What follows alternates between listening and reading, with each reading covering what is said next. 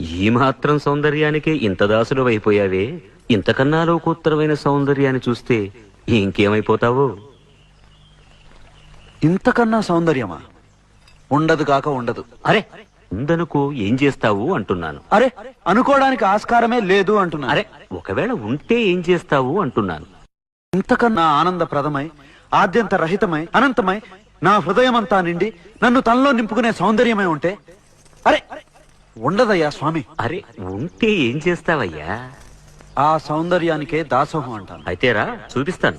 పద చూస్తాను.